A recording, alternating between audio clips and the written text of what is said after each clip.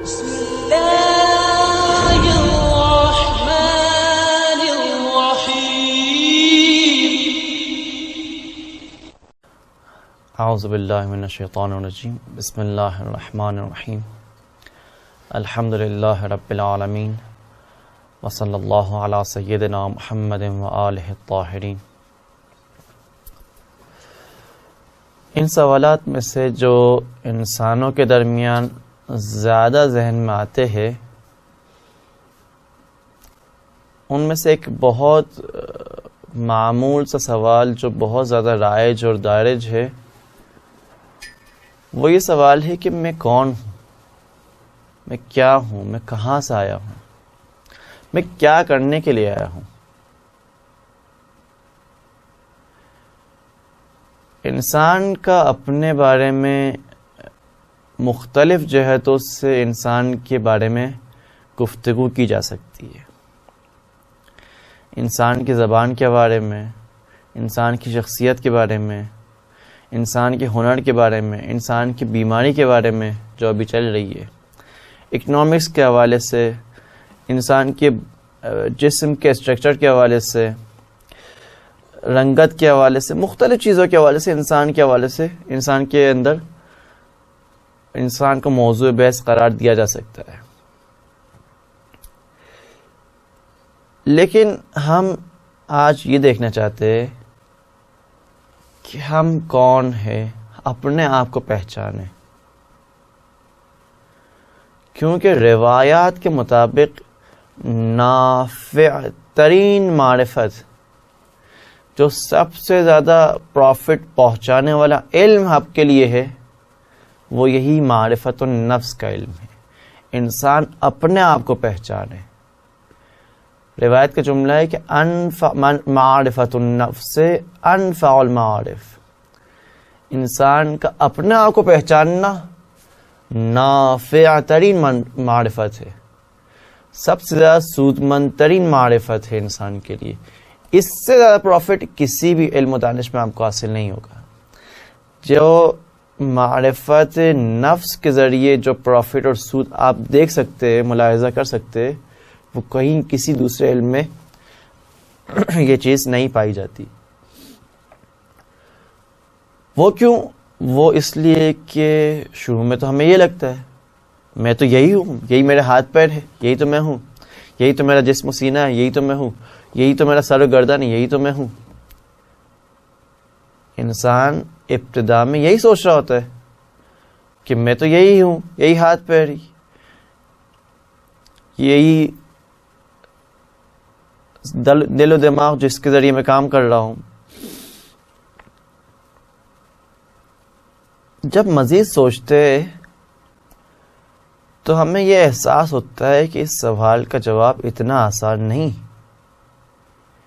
جتنا آسان لگ رہا ہوتا ہے. کیونکہ ہم بعض اوقات دیکھ رہے ہوتے کہ ایکسیڈنٹ ہونے کے بعد انسان کے ہاتھ پیر کٹ جاتے ہیں، لیکن انسان کا جو میں ہے وہ تبدیل نہیں ہوتا، اس میں تبدیلی نظر نہیں آتی. انسان کی انسانیت میں تبدیلی نظر نہیں آتی. انسان کے ہاتھ پیر کٹ گئے، اس انسان کو دوسرے اپنے ہاتھ پیر جوڑ دیے، لیکن کیا وہ انسان تبدیل ہو گیا ہاتھ پیر کے جوڑنے سے؟ نہیں. وہ انسان وہی انسان ہے جو اس ہاتھ پیر کٹنے سے پہلے تھا. اس کا مطلب ہے انسان کی اصل حقیقت اس ہاتھ پیر میں نہیں ہے. یہ ہاتھ پیر تو صرف اور صرف ایک ٹولز ہے، ایک ابزار ہے. انسان ان کو اپنے استعمال میں لاتا ہے. کل کو اگر یہ ہاتھ پیر میرے کٹ جائے تو میں دوسرے ہاتھ پیر جوڑ کر وہی سارے کام کر سکتا ہوں. تو یہ صرف اور صرف ابزار اور ٹول ہے، یہ میں نہیں ہوں، میں اس کے علاوہ کچھ اور ہوں. اس کے بعد یہ سوال ذہن میں آتا ہے کہ شاید چلو ٹھیک ہے، مان لیا ہاتھ پیر میں نہیں ہوں، ہو سکتا ہے سر و گردن میں ہو جاؤں. لیکن بعد میں آپ کی خدمت میں یہ بھی واضح ہوگا کہ بسا اوقات یہ ہوتا ہے کہ انسان مر جاتا ہے، مرنے کے بعد تب بھی آپ اس انسان کو خواب میں دیکھ رہے ہوتے مثال کے طور پر، تو اس انسان کو جو آپ خواب میں دیکھ رہے وہ انسان اصل میں تو مر چکا ہے، اس کے ہاتھ پیر تو زمین بوس ہو چکے ہیں. اب وہ انسان جو آپ کے خواب میں آ رہا ہے وہ کس طرح کا انسان ہے، وہ کون سا انسان ہے؟ تو یہ جو مرا ہے، جو ختم چیز ہو گئی ہے، وہ کیا چیز تھی؟ اس سے یہ پتہ چلتا ہے کہ جو ہاتھ پیر آنکھ کان ناک منہ خدا نے ہمیں عطا کیے ہیں، یہ تمام تر خدا کی امانتیں ہیں جن کو ہم نے استعمال کرنا ہے جس نے دیا ہے اس کے کہے کے مطابق. اور میری حقیقت اس سے بالکل مختلف ہے. اگر یہ سب ختم بھی ہو جائے تب بھی میں ہی رہوں گا، میں ختم نہیں ہونے والا، میں تبدیل نہیں ہونے والا. یہ سوال اور زیادہ سیریس اور ڈیفیکلٹ ہو جاتا ہے جب ہم دیکھتے ہیں کہ ہم خواب میں یہ دیکھتے ہیں کہ ہم تو ہمارا جو اصلی بدن ہے، ہمارا جو ہاتھ پیر ہے، وہ تو بستر پہ آرام کر رہے، لیکن ہم خواب میں ادھر ادھر گھوم رہے ہوتے، کسی کے گھر پہ جا رہے، کسی دوست کے پاس جا رہے، کسی کلاس میں جا رہے، کبھی دانشگاہ نجف کی کلاس میں حاضر ہو رہے، مختلف جگہوں میں گھوم رہے ہوتے، کبھی باغ و بوستان میں ہو رہے ہوتے، کبھی کھیل کود میں لگے ہوئے، کبھی چھکے چوکے مار رہے ہوتے، خواب میں خواب دیکھ رہے ہوتے. جب خواب دیکھ رہے تو اس خواب میں بھی ہمارا کوئی نہ کوئی جسم ہے، اسی جسم کے ذریعے ہم باغ و بوستان میں گھوم پھر رہے، اسی جسم کے ذریعے ہم اپنے دوست کے گھر پہ جا رہے، اسی جسم کے ذریعے ہم دانشگاہ نجف جا رہے. تو سارے کام تو ہم کر رہے. وہ خواب میں ایک دوسرا جسم، یہاں پر ایک لیٹا ہوا ہمارا ایک اور جسم. کیا ہمارے پاس دو جسم ہے؟ یا یہ جو جسم میرا لیٹا ہوا ہے یہی اصل میرا جسم ہے؟ اچھا، اگر وہاں پر دوسرا جسم بھی ہے تو وہاں پر میں اپنا آپ کو جو خواب میں گھوم رہا ہوتا ہوں، پھر رہا ہوتا ہوں، وہاں پر بھی تو اپنے اس خواب والے جسم کی طرف اشارہ کر کر یہی تو کہہ رہا ہوتا ہوں کہ یہی میں ہوں. تو کون سا میں ہوں؟ وہ جو لیٹا ہوا ہے بستر پہ وہ میں ہوں، یا وہ جو خواب میں ہے وہ انسان میں ہوں؟ اس کا مطلب یہ کہ کبھی ہو سکتا ہے میں اس جسم کی طرف اشارہ کروں جس جسم کے ذریعے میں لیٹا ہوا ہوں، اس دنیا میں لیٹا ہوا ہوں، اس کو بھی میں اپنے آپ کی طرف اشارہ کر رہا ہوں، کہہ رہا ہوں یہ میں ہوں. اور وہاں پر بھی جو جسم مجھے دیا جا رہا ہے اس خواب میں، اور اس خواب میں ادھر سے ادھر گھوم پھر رہا ہوں، وہاں پر بھی اپنے اس خواب والے جسم کی طرف اشارہ کر کے کہہ سکتا ہوں کہ یہ میں ہوں.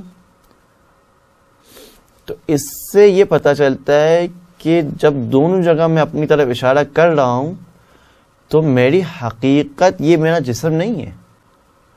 یہ جسم یہاں اس دنیا میں میرے پاس ہے، وہاں پر بھی خواب میں بھی میرے پاس ہے. اس کا مطلب پتہ چل رہا ہے کہ جو اپنی طرف اشارہ کر رہا ہوں اور کہہ رہا ہوں کہ یہ میں ہوں، یہ اشارہ میرا اپنی جسم کی طرف نہیں ہے. کیونکہ اگر جسم کی طرف ہوتا تو جسم تو یہاں پر بھی ہے، تو صرف اس جسم کی طرف اشارہ کر سکتا تھا جو بستر میں موجود ہے، یا صرف اس جسم کی طرف اشارہ کرتا جو وہاں خواب میں گھوم پھر رہا ہے. لیکن میں نے یہ کام نہیں کیا. میں نے تو جو کیا وہ یہ تھا کہ میں نے اشارہ کیا اپنی طرف، چاہے وہ یہ دنیاوی یہاں پر جو سو رہا ہے وہ والا جسم ہو، یا وہ وہاں پر جو گھوم پھر رہا ہے وہ والا جسم ہو. خواب میں بھی انسان کے پاس جسم ہوتا ہے کہ نہیں ہوتا ہے؟ وہ جسم انسان کا گھوم پھر رہا ہوتا ہے کہ نہیں ہوتا ہے؟ گھوم پھر رہا ہوتا ہے. اس کی طرف بھی آپ اپنی طرف اشارہ کر کے، اس کے اندر بھی آپ اپنی طرف اشارہ کر کے آپ کہتے کہ یہ میں ہوں کہ نہیں ہوں؟ کہتے کہ یہ بھی میں ہوں جو گھوم پھر رہا ہوں. اس کا مطلب یہ کہ ہمارے پاس کئی جسم ہوتے ہیں لیکن میری حقیقت تبدیل نہیں ہوتی، میں وہی میں ہی رہتا ہوں. تب پھر یہ سوال ذہن میں پیدا ہوتا ہے کہ بس میری حقیقت کیا ہے؟ کیا یہ ممکن ہے کہ میری حقیقت اس جسم کے علاوہ کچھ اور ہو؟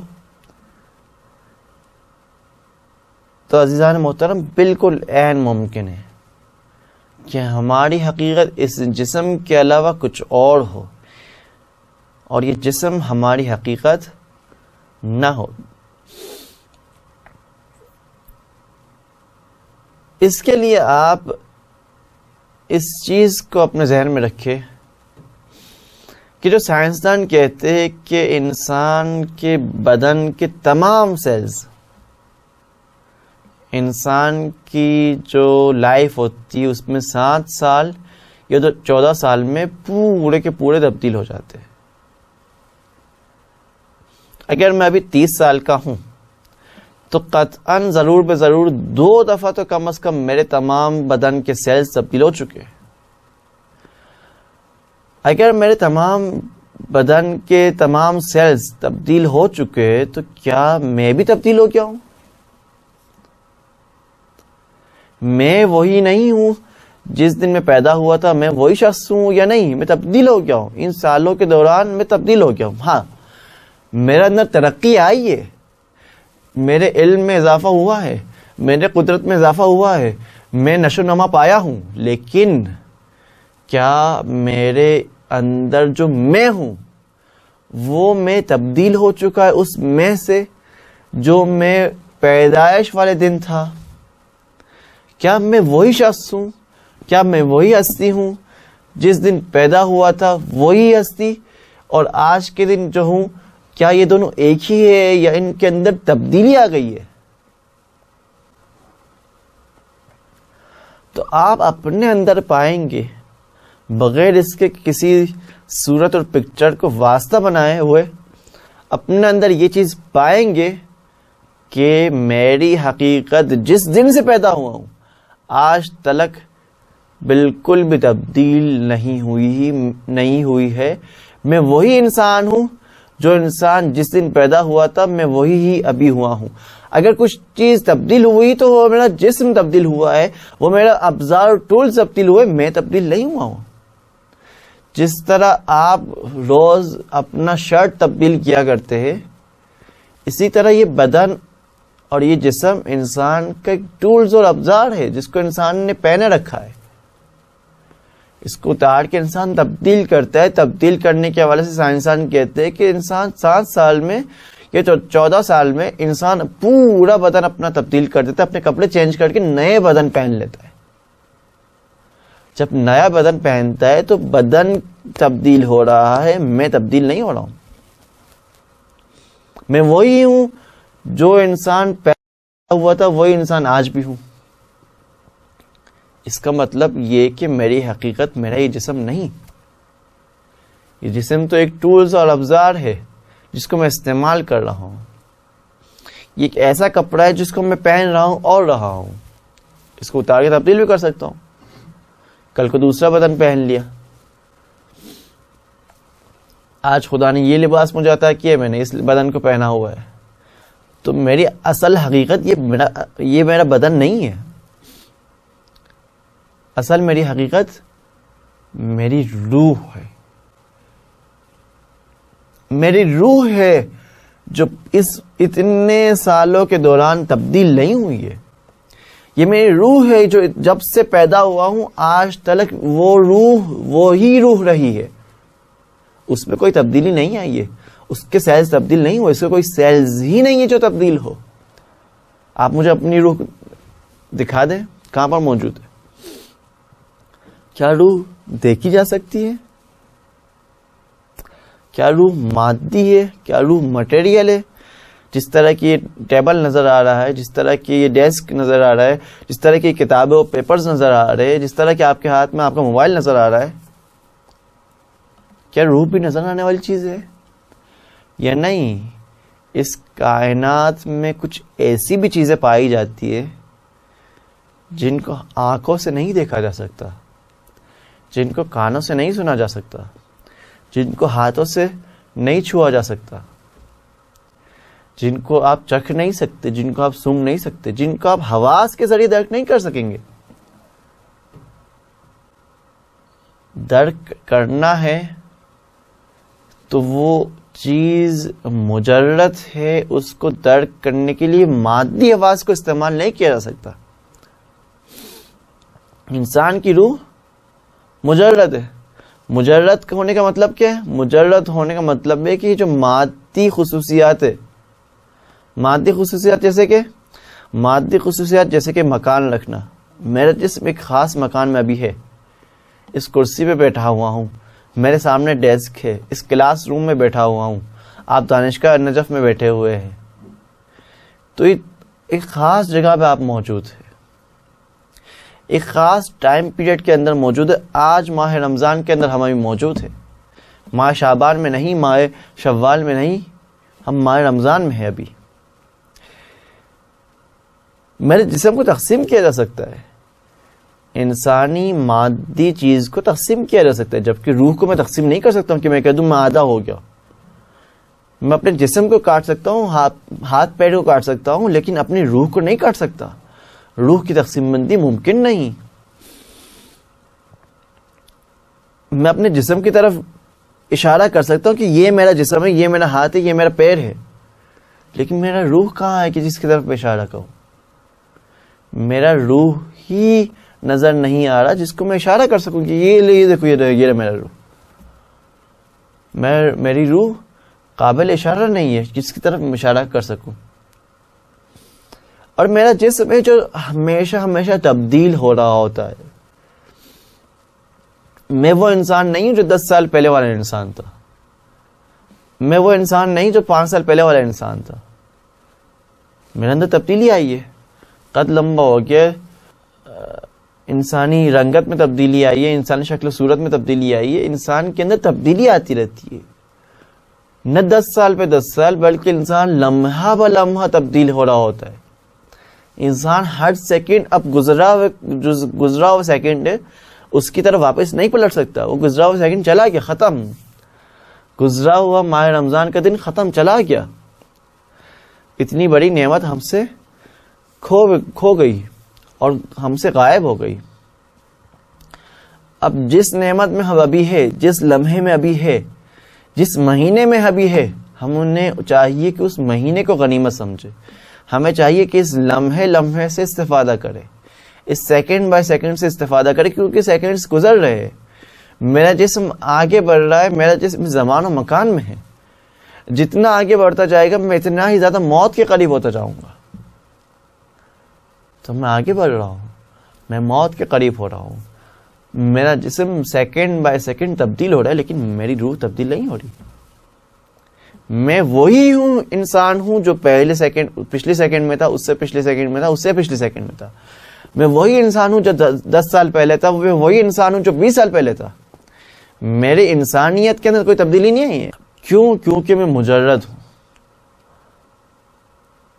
اور مجرد میں ان مادیات کی تبدیلی سے، اس زمان و مکان کی تبدیلی سے، اس ٹائم کی تبدیلی سے، اس جگہ کی تبدیلی سے کوئی تبدیلی نہیں آتی.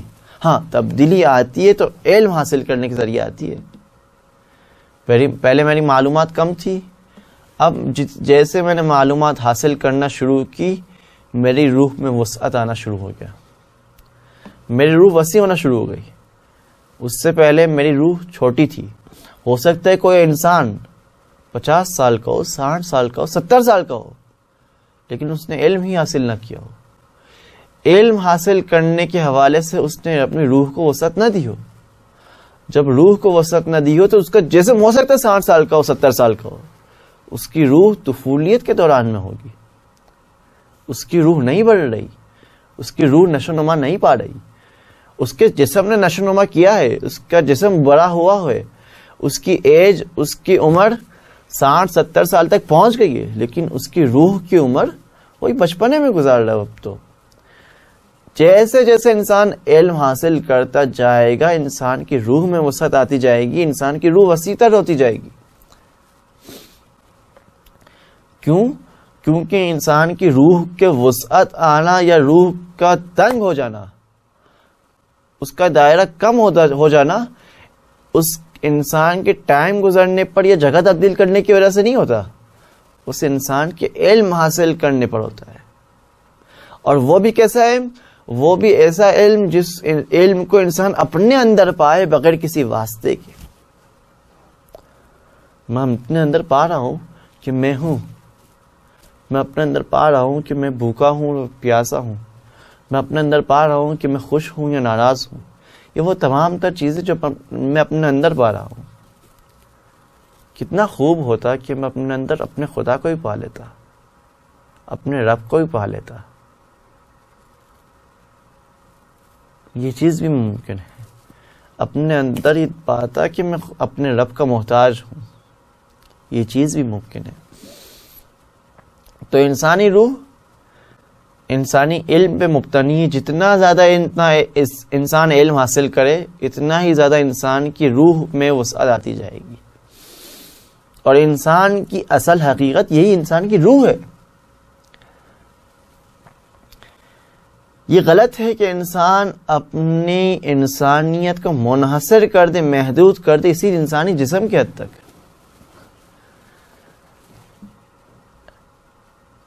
انسان سے زیادہ انسان کو کون پہچان سکتا ہے؟ انسان کے بنانے والے سے زیادہ انسان کے بارے میں کون جانتا ہے؟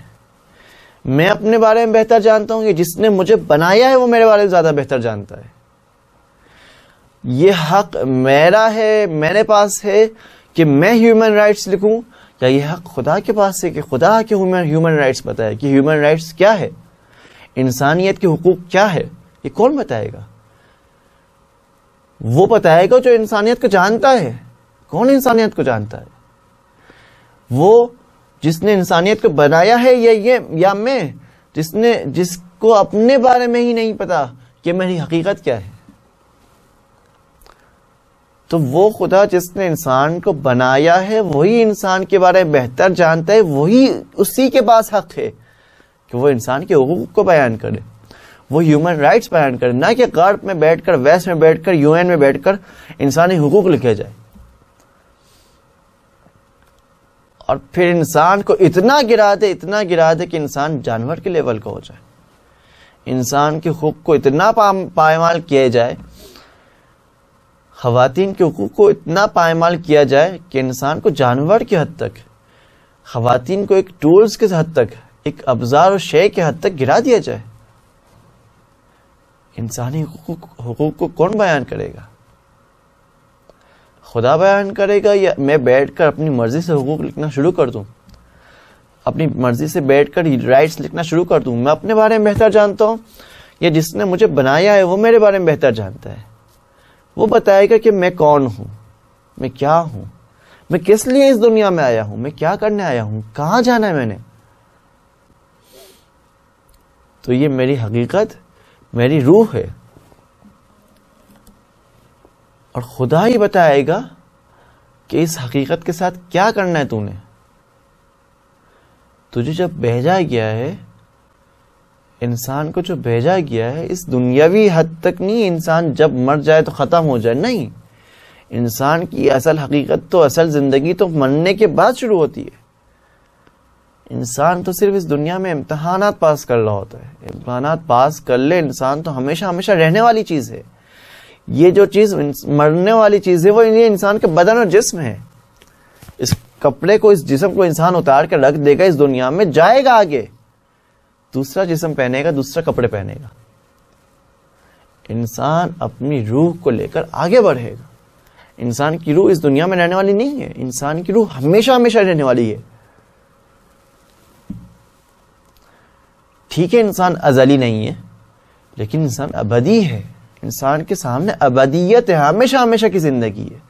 خالدین فیہا ابدا. اگر جہنمی ہے تو جہنم میں ہمیشہ رہیں گے، جنتی ہے تو انشاءاللہ جنت میں ہمیشہ رہیں گے. تو انسان اپنا آپ کو پہچانے کہ میری حقیقت کیا ہے، میں کیا ہوں. تو انسان کے لیے اب تک یہ واضح ہو گیا ہمارے لیے کہ میری حقیقت یہ جسم نہیں. یہ جسم تو تبدیل ہو رہا ہے لیکن میں تبدیل نہیں ہو رہا. جسم تو زمان اور مکان کے اندر محدود ہے، میں زمان اور مکان کے اندر محدود نہیں.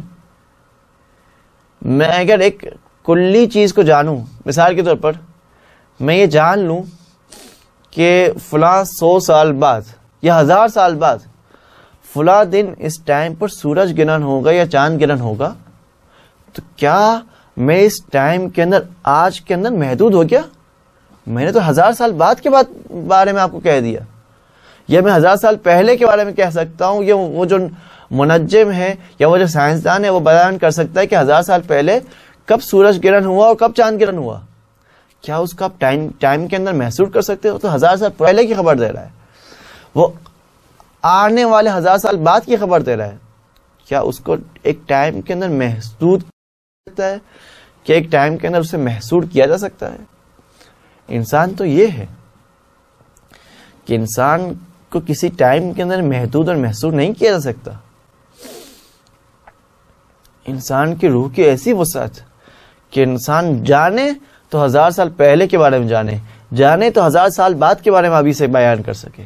انسان کی روح تو زمان و مکان کے اندر محدود نہیں. وہ چیز جو زمان و مکان کے اندر محدود ہے، میں ابھی یہاں پر ہوں تو یہاں پر ہوں، وہاں پر نہیں جا سکتا. میں یہاں پر ہوں تو دوسرے کمرے میں نہیں جا سکتا. میں یہاں پر ہوں تو دوسری کلاس روم میں نہیں جا سکتا. میں یہاں پر ہوں تو یہاں پر ہوں. میں آج کے دن اس مہینے میں ہوں تو اسی مہینے میں رہ سکتا ہوں. پچھلے گزرے ہوئے ماہ شعبان میں نہیں جا سکتا. آئندہ آنے والے ماہ شوال میں نہیں جا سکتا. اسی ماہ رمضان میں ہوں تو ماہ رمضان میں ہی رہ سکتا ہوں. میں زمان و مکان کے اندر محدود ہوں. میرا جسم محدود ہے لیکن میری روح کے اندر محدودیت نہیں. میری روح یہاں بیٹھے سفر کر سکتی ہے. میری روح یہاں بیٹھے مکہ اور مدینہ کا سفر کر سکتی ہے. میری روح یہاں بیٹھ کر نجف اور کربلا کا سفر کر سکتی ہے. میری روح قم اور مشہد کا سفر کر سکتی ہے. انسان کے لیے، ہمارے لیے اب تک یہ ثابت ہو گیا کہ میں صرف اور صرف یہ جسم نہیں. اسی چیز کی طرف آیت قرآنی نے بھی اشارہ فرمایا ہے کہ آیت قرآنی میں جو اشارہ کیا جا رہا ہے، یا ایتھا النفس المطمئنہ، سورہ فجر کی آیت 27ویں اور 28ویں آیت کہ یا ایتھا النفس المطمئنہ ارجعی الی ربک، اے نفس مطمئن اپنے پروردگار کی طرف پلٹا. خدا نفس اور روح کا ذکر بیان فرما رہا ہے. یا دوسری آیت قرآن میں آپ دیکھتے ہیں کہ وَلَا تَحْسَبَنَّ الَّذِينَ قُتِلُوا فِي سَبِيلِ اللَّهِ أَمْوَاتًا بَلْ هُمْ أَحْيَاءٌ عِندَ رَبِّهِمْ يُرْزَقُونَ.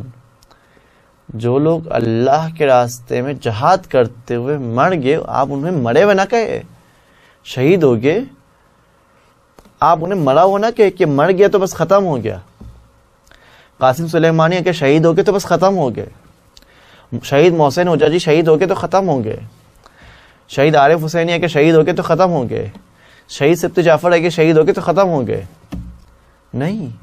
وَلَا تَحْسَبَنَّ الَّذِينَ قُتِلُوا فِي سَبِيلِ اللَّهِ أَمْوَاتًا. اگر یہ لوگ شہید ہو گئے تو ان کو ایسا نہ سمجھے کہ ختم ہو گئے. بل ہم احیاء، وہ بھی زندہ ہے. جو چیز مرا ہے اور ختم ہوئی ہے وہ ان کا جسم ہے جو ختم ہو گیا ہے، ان کی روح زندہ ہے. عند ربہم یرزقون، اپنے پروردگار کے پاس وہ رزق لے رہے ہیں. وہ زندہ ہے، وہ ہمیں دیکھ رہے ہیں، وہ ہماری ہدایت کر رہے ہیں، ہدایت کا وسیلہ بن رہے ہیں.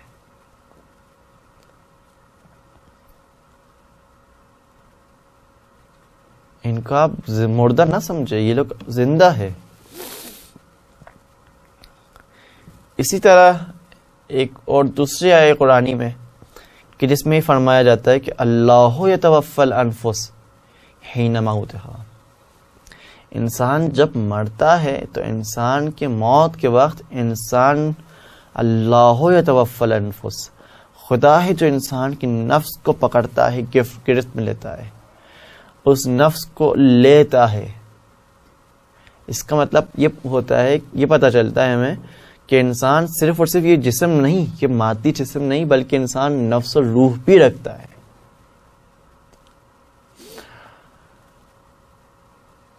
اب تک آپ کی خدمت میں یہ واضح ہو چکا کہ انسان کی حقیقت صرف اور صرف یہ جسم نہیں، انسان اس کے علاوہ روح بھی رکھتا ہے. اور انسانی روح مادی نہیں بلکہ انسانی روح مجرد ہے، یعنی مادی خصوصیات نہیں رکھتا. جب انسانی روح مجرد ہے، یہ مادی خصوصیات نہیں رکھتا،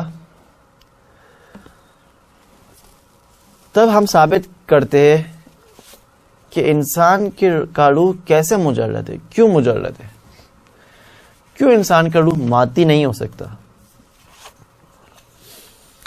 سب سے پہلی دلیل یہ کہ انسانی جسم بلکہ تمام تر مادی چیزوں کو آپ تقسیم کر سکتے، آپ اس کے ٹکڑے ٹکڑے کر سکتے، آپ اس کے حصے کر سکتے. جبکہ آپ کی خدمت میں بیان ہوا کہ روح ایک ایسی چیز ہے، بلکہ مجردات جن میں سے ایک روح ہے، ہماری روح ہے، ایک ایسی چیز ہے جس کو آپ ٹکڑے ٹکڑے نہیں کر سکتے، جس کے آپ حصے حصے نہیں کر سکتے، جس کے آپ پرزے پرزے نہیں کر سکتے. یہ موبائل ہے، یہ در دیوار ہے، یہ ٹیبل و کرسیاں ہیں جس کے آپ ٹکڑے ٹکڑے کر سکتے، حصے حصے کر سکتے، موبائل کے پرزے پرزے کر سکتے، لیکن انسانی روح ایسی چیز نہیں ہے جس کی تقسیم بندی کی جا سکے. تو بس یہ خصوصیت جو مادیات کے اندر منحصر ہے، صرف اور صرف مادی چیزوں میں پائی جاتی ہے، اور تمام تر مادی چیزوں میں پائی جاتی ہے. کوئی ایسی مادی چیز نہیں ہے جس کو تقسیم نہ کیا جا سکے. تو بس اگر کوئی چیز ایسی ہو جس کو تقسیم کرنا ناممکن ہے، جس کو تقسیم نہ کیا جا سکے، تو اس کا مطلب ہے کہ وہ چیز مادی نہیں، وہ چیز مجرد ہے. اور انسانی روح ایسی ہی ہے جس کو تقسیم نہیں کیا جا سکتا. اس کا مطلب یہ ہے کہ انسانی روح بھی مجرد ہے. اس کے علاوہ آپ یہ دیکھتے ہیں کہ آپ علم حاصل کر رہے ہوتے ہیں، تو یہ آپ جو علم حاصل کر رہے ہیں، یہ علم کہاں جاتا ہے؟ کیا میرے دماغ میں جاتا ہے؟ اگر ایسا ہی ہوتا کہ یہ علم جو میں حاصل کر رہا ہوں، یہ جو چیزیں سیکھ رہا ہوں، یہ جو چیزیں پہچان رہا ہوں، اگر یہ دماغ میں جاتا، یہ کسی جسم کے ایک دوسرے حصے میں جاتا، تو جسم کے مرتے ہی وہ علم بھی ختم ہو جانا چاہیے. جسم کے تو وہ جسم جب تک ہے اس کے اندر وہ علم ہونا چاہیے. جب انسان مر جاتا ہے اور روح انسان کی اس بدن سے جدا ہو جاتی ہے، تو اگر وہ علم انسان کے جسم میں ہو تو آپ اس انسان کے جسم سے آپریشن کر کے اس کے دماغ کو اٹھائیے اور دوسرے زندہ انسان کے دماغ میں رکھتے ہیں. کیا ایسا کرنے سے اس زندہ انسان کے دماغ میں اس کے علم میں اضافہ ہو جائے گا؟ کیا ایسی چیز ممکن ہے؟ میں مردہ انسان، میت انسان کے آپریشن کر کے اس کے دماغ کو نکالوں اور دماغ کو نکال کے کسی زندہ انسان کے دماغ میں ڈال دوں، سر کے آپریشن کر کے اس کے اندر ڈال دوں، تو کیا اس زندہ انسان کے علم میں اضافہ ہوگا؟ وہ علم جو اس مردہ انسان کے پاس تھا وہ اس زندہ انسان تک منتقل ہو جائے گا؟ ہم دیکھ رہے ہیں کہ یہ چیز نہیں ہو رہی. اس کا مطلب یہ ہے کہ علم ایسی حقیقت ہے کہ جو انسانی جسم میں آ کے ذخیرہ نہیں ہوتی، انسانی جسم میں موجود نہیں ہوتی. ہاں، انسانی جسم وسیلہ تو بنتا ہے علم حاصل کرنے کا. میں آنکھ کے ذریعے دیکھ کر فلاں چیز کو، اس کے بارے میں علم حاصل کر رہا ہوتا ہوں. میں کان سے سن کر استاد سے فلاں چیز کے بارے میں علم تو حاصل کر رہا ہوتا ہوں. میں کھا کر ٹیسٹ کر کر فلاں چیز کے بارے میں علم حاصل کر سکتا ہوں. کوئی ایسا کھانا ہو جب تک میں نے نہ کھایا ہو، اس کو کھا کر میں اس کے بارے میں علم حاصل کر سکتا ہوں. کوئی ایسی خوشبو ہو جس کو میں نے ابھی تک نہ سونگھی ہو، اس کو سونگ کر میں اس کے بارے میں علم حاصل کر سکتا ہوں. لیکن کیا وہ علم میرے اسی جسم کے اندر ہی ہے اور یہی جسم کے اندر ہی وہ علم باقی رہ رہا ہے، یا نہیں وہ علم کا ذخیرہ کہیں اور ہے؟ یہ ہاتھ پیر، یہ دل و دماغ، یہ آنکھ اور کان، یہ صرف اور صرف وسیلہ بن رہی ہے اس علم کو حاصل کرنے کے لیے. علم اس مادی بدن میں ذخیرہ نہیں ہو رہا.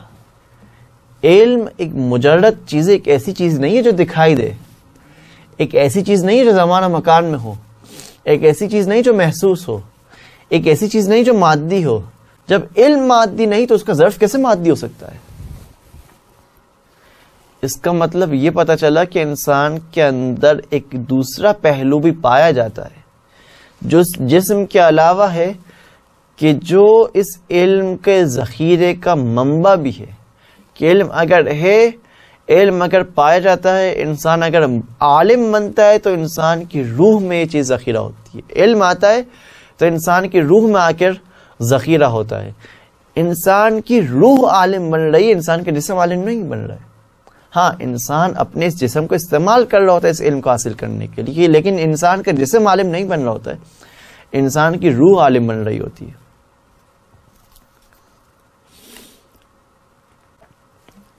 تو میں اگر دیکھ رہا ہوں تو یہ آنکھ نہیں دیکھ رہی، اگر میں سن رہا ہوں تو یہ کان نہیں سن رہا، اگر میں چکھ رہا ہوں تو یہ زبان نہیں چکھ رہی، اگر میں سونگ رہا ہوں تو یہ ناک میری نہیں سونگ رہی.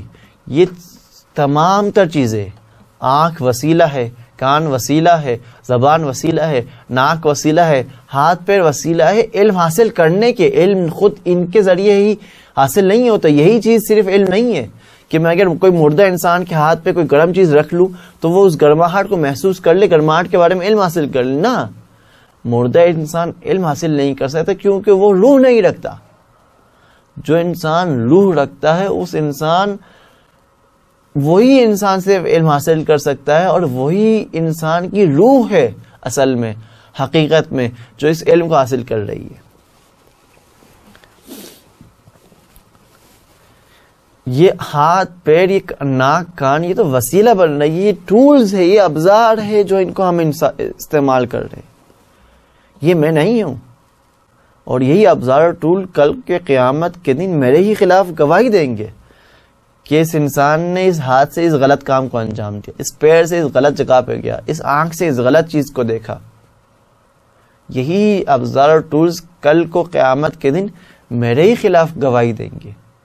اگر یہی چیز میں ہوتا تو میرے خلاف گواہی نہ دیتے. یہ کل کو آ کے میرے دادگاہ الہی میں جب الہی کورٹ قائم ہوگی اور مجھے اس کورٹ میں حاضر کیا جائے گا تو یہی ہاتھ پیر ہی میرے ہی خلاف گواہی دیں گے. تب کون ہے جو اس گواہی کو جھٹلا سکے؟ میں کیسے اسی ہاتھ پیر کی گواہی کو جھٹلا سکوں گا؟ نہیں جھٹلا سکوں گا. اسی طرح انسان کے روح اور جسم میں ایک رابطہ ہوتا ہے کہ روح بھی جسم پہ تاثیر رکھتا ہے، جسم بھی روح پہ تاثیر رکھتی ہے. جیسے کہ انسان، مثال کے طور پر اگر کوئی شخص چائے کا عادی ہے، اگر کسی دن چائے نہ پیے تو اس کے سر میں درد ہوتا رہے گا، وہ کلاس میں بیٹھ کر صحیح طرح سن نہیں پائے گا، صحیح طرح دیکھ نہیں پائے گا، اس کو مزہ نہیں آ رہا ہوگا. آفس جا رہا ہے تو آفس میں جا کر مزہ نہیں آ رہا ہوگا، جب تک چائے نہیں پیے گا تب تک مزہ نہیں آئے گی. تو یہ ہو گیا ہے کہ انسانی روح کام نہیں کر پا رہی. کیوں؟ کیونکہ انسانی جسم آمادہ اور تیار نہیں ہے. تو یہی جسم، اس کو تیار کرنے کی ضرورت ہے. یہ ٹولز، ابزار و وسیلہ ہے. جس طرح اگر میں پین کو استعمال کر رہا ہوں لکھنے کے لیے، اگر میری پین نہ لکھ رہی ہو، اس کے اندر انک ختم ہو گئی تو میں کیسے لکھوں گا؟ پین نہیں لکھ رہی، میں لکھ رہا ہوں، لیکن پین تو ابزار و وسیلہ ہے، ٹولز ہے. اگر یہ ٹول میں، اس ابزار میں، اس کے اندر انک ہی نہ ہو تو میں کیسے لکھ سکتا ہوں؟ اسی طرح اگر انسانی جسم میں طاقت نہ ہو، توان نہ ہو، تو انسانی روح کیسے رات کو نماز شب کے لیے اٹھ سکتی ہے؟ میں اگر رات کو جلدی نہ سوؤں، فجر سے پہلے اٹھنے کی کوشش نہ کروں تو کیسے نماز شب پڑھ سکتا ہوں؟ کیسے فجر کی نماز پڑھ سکتا ہوں؟ اگر رات لیٹ سونے کی عادت ڈال دی میں نے جسم کو، تو یہی جسم مجھے منع کرے گا فجر کی نماز میں اٹھنے کے لیے کہ نہیں، سوتے رہو، ابھی تو تمہاری نیند پوری نہیں ہوئی، ابھی تو تم سوئے ہو. تو اس لیے ہم نے اگر اپنی روح کی بلڈنگ کرنی ہے، اپنی روح کو پاورفل بنانا ہے، اس روح کے پاورفل بنانے کے لیے ایک راستہ اس جسم کو پاورفل بنانا ہے. ہم بالکل جائیں گے، کلب جائیں گے، باڈی بلڈنگ کریں گے، لیکن باڈی بلڈنگ کا ہدف یہ نہیں کہ اپنے آپ کو صرف خوبصورت بنائے. باڈی بلڈنگ کا ہدف یہ ہے کہ میرا جسم مضبوط ہوگا تو اس جسم سے میں کام لوں گا اپنی روح کو پروان چلانے کے لیے. میں ضرور باڈی بلڈنگ جاؤں گا، میں ضرور جاؤں گا کراٹے سیکھوں گا، میں ضرور جاؤں گا کونفو سیکھوں گا، میں ضرور جاؤں گا مارشل آرٹ سیکھوں گا، میں ضرور جاؤں گا ورزش کروں گا روز. کیوں ورزش کروں گا؟ کیوں اپنے جسم پر اتنا ٹائم لگا رہا ہوں؟ ہاں بالکل ٹائم لگانے کی ضرورت ہے، جسم کو مضبوط کرنے کی ضرورت ہے تاکہ یہی جسم مجھے کل کو کام آئے. اگر میں روزہ رکھنا چاہ رہا ہوں تو کمزوری کا احساس نہ کروں, رات جلدی سو سکوں تاکہ فجر کی نماز کے لیے اٹھ سکوں, رات جلدی سو سکوں تاکہ سحری میں اٹھ سکوں, سحری کر سکوں تاکہ روزہ رکھ سکوں. میں نے اپنے جسم کا خیال رکھنا ہے. یہی جسم میرا وسیلہ ہے. اگر میرے پاس یہی ایک کپڑا ہے تو میں اسی کپڑے کو صاف ستھرا سنبھال کے رکھوں گا تاکہ اس کی کپڑے کو میں نے کل کو بھی استعمال کرنا ہے. اگر میں نے اس جسم کی حفاظت نہیں کی تو کل کو میں اس جسم کو کیسے استعمال کر سکتا ہوں. یہی جسم اگر میرے پیر میں چوٹ لگ گئی, یہی میرے پیر میں نے ورزش نہیں کی اور میرے زانوں میں درد ہونا شروع ہو گئے, تو کل کو میں کیسے کھڑے ہو کے نماز پڑھ سکوں گا؟ میں مجبورا مجھے بیٹھ کر نماز پڑھنا پڑے گا. تو مجھے چاہیے کہ میں اپنے جسم کا بھی خیال کروں, لیکن اتنا نہیں کہ پوری زندگی, پورا ہدف اور پورا ٹارگٹ انسان اپنا جسم بنا لے. نا, یہ اس کو اتنا اس کا خیال رکھے, اتنا دیکھ بھال کرے, اتنی بلڈنگ کرے کہ اس کے لیے وسیلہ تیار ہو جائے, ٹولز تیار ہو جائے, آمادہ ہو جائے کہ اب روح اس سے کام لے سکے. میں نے اگر کتاب پڑھنی تو پھر کتاب پڑھنے کے لیے صبح کے ٹائم اٹھوں, فریش ہوں, اور اس فریشنس کے ساتھ لیکچر سن سکوں, کتاب پڑھ سکوں. جب صبح اٹھ رہا ہوں اور فریش ہی نہیں ہوں, 12 بجے دن کے صبح کے ٹائم جو سحری کا ٹائم تھا, سحر والا ٹائم تھا, فجر کا ٹائم تھا, وہ مجھ سے مس ہو چکا ہے. بہترین ٹائم تھا پڑھنے کا, مطالعہ کا, سننے کا, وہ مجھ سے مس ہو چکا ہے. تو اب میں سننے کے لیے تیار ہی نہیں ہوں, میں کتاب پڑھنے کے لیے تیار ہی نہیں ہوں, تو میری روح تیار نہیں ہوگی ان کاموں کے لیے. اس جسم کو میں استعمال کروں گا تاکہ بہتر طریقے سے اپنی روح کو پروان چلا سکوں. تو یہ انسان کا جسم انسان کا مرکب ہے, انسان کا وسیلہ ہے. جس طرح انسان کے پاس مختلف گاڑیاں ہو سکتی ہے ایک جگہ تک جانے کے لیے, جتنی بہترین گاڑی, جتنا تیز چلنے والی گاڑی, اس میں ایسی بھی چلتا ہو, کتنا میں آرام سے اس مقصد تک, اس جگہ تک جہاں تک جانا چاہ رہا ہوں وہاں تک پہنچ جاؤں گا. انسان کا جسم بھی اسی طرح ہی ہے. جتنا ہی انسان کا جسم تیار ہوگا, ہموار ہوگا, اتنا ہی میں آرام سے فوراً سے اس مقصد تک جہاں تک پہنچنا چاہتا ہوں, اس کمال تک جہاں تک پہنچنا چاہتا ہوں, پہنچ سکوں گا. تو یہ انسان کی حقیقت ہے, انسان کی روح. اور انسان اپنے اس روح کو پروان چلانا ہے ہمیں. جسم تو ختم ہونے والی چیز ہے, اصل حقیقت یہ انسان کی روح ہے. یہ ہے جو ہمیشہ ہمیشہ رہے گی, یہ ہے جو ہمیشہ ہمیشہ قیامت میں برزخ میں رہنے والی چیز ہے. تو عقل مند انسان اس روح کے بارے میں فکر مند ہوگا, اس روح کے بارے میں سوچے گا کہ میں اس روح کو کس طرح تربیت کروں کہ میں ہمیشہ ہمیشہ زندگی میں گھاٹے میں نہ رہوں, نقصان میں نہ رہوں. اگر کسی نے اپنے جسم کی تربیت صرف کی, اپنے جسم کی صرف بلڈنگ کی, انسان کا جسم تو خاک میں جا کے مل جائے گا. 30 سال, 40 سال, 60 سال, 80 سال, 100 سال, بالآخر انسان کے جسم اسی خاک میں جا کے ملنا ہے. انسان کا جسم کو راکھ ہو جانا ہے, ختم ہو جانا ہے. انسان کی روح ہے جو باقی رہ رہی ہے. اس کے بارے میں نے سوچنا, اس روح کے بارے میں میں کیا کر سکتا ہوں, اس روح کو کیسے آگے بڑھا سکتا ہوں, کیسے پروان چلا سکتا ہوں, اور اس کے پروان چلانے کے بارے میں کون مجھے کہے گا, کون مجھے سکھائے گا, کون مجھے بتائے گا.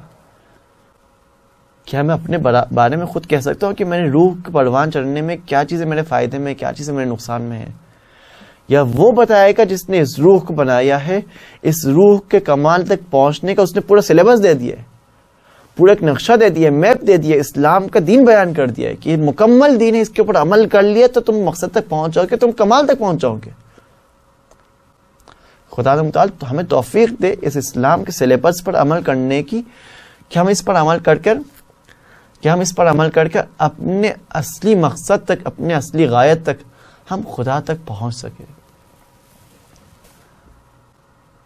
آخر میں خدا متعال سے دعا ہے کہ خداوند ہمیں توفیق عنایت فرمائے کہ ہم اپنے جسم کو بہترین طریقے سے استعمال کر اپنے روح کو کمال کے منازل تک, اپنے روح کو کمال کے درجات تک پہنچا سکے. وصلی اللہ علی سیدنا محمد وآلہ الطاہرین.